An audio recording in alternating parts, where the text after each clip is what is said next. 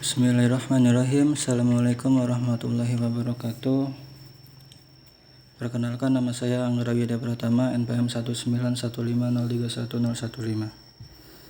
Saya dari kelas PST Dasar Telekomunikasi A. Pada video kali ini saya akan menjelaskan mengenai modulasi QAM atau Quadrature Amplitude Modulation. QAM atau Quadrature Amplitude Modulation adalah suatu metode modulasi yang membawa data dengan mengubah atau memodulasi amplitude dari dua gelombang pembawa. Kedua gelombang tersebut biasanya sinusoidal, berbeda fase dengan yang lainnya sebesar 90 derajat dan oleh karena itu disebut pembawa kuadratur. QAM merupakan kombinasi antara amplitude shift keying atau ASK dan fase shift keying atau PSK yang dilakukan transmisi pada laju bit-bit yang lebih tinggi pada saluran atau kanal dengan lebar pita yang terbatas. Karena orthogonal carrier menepati band frekuensi yang sama dengan 90 derajat, fase shift-nya masing-masing dapat memodulasi sendiri dikirimkan melalui band frekuensi yang sama dan dipisahkan oleh mode modulasi penerima.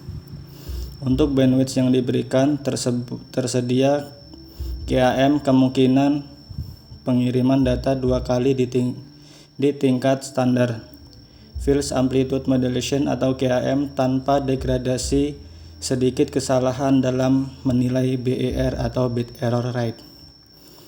QAM tergolong dalam salah satu modulasi digital yang mana informasi digital itu sendiri terdiri dari amplitude dan fase sinyal carrier.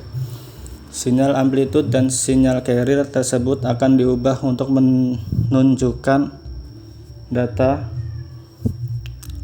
Sinyal QAM dapat ditulis juga dengan persamaan berikut, yaitu ST sama dengan IT sin mega CT plus QT cos mega CT, di mana IT itu sama dengan A sin theta dan QT sama dengan A cos theta. Dari persamaan tersebut dapat dilihat bahwa sinyal QAM dapat dibentuk dengan menjumlahkan sebuah sinyal sinus dengan amplitude IT dan sebuah sinyal kosinus dengan amplitude QT.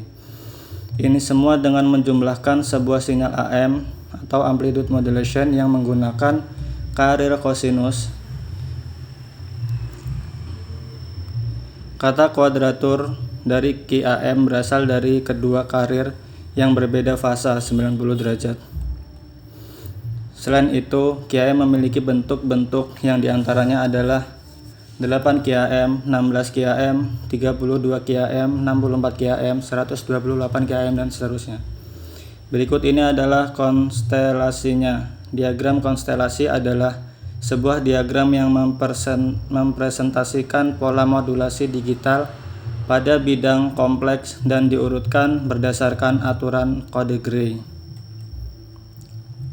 Kode Gray adalah pengurutan nilai biner di mana nilai yang berdekatan hanya mempunyai perbedaan satu digit.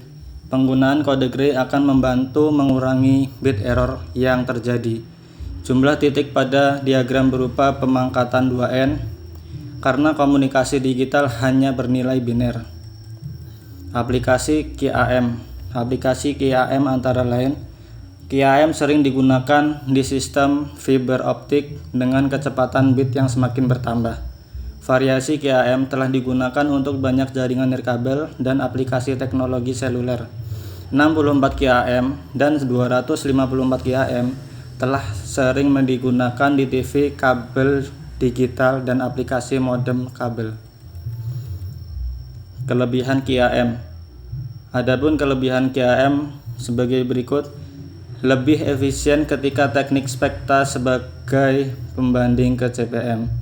Penyediaan Cooper yang baik untuk kecepatan bit tinggi menggunakan bentuk yang handal dari QAM. Merupakan teknik yang baik ketika mendekati daerah linear dari operasi serta dapat mentransmisikan banyak bit-bit informasi per simbol.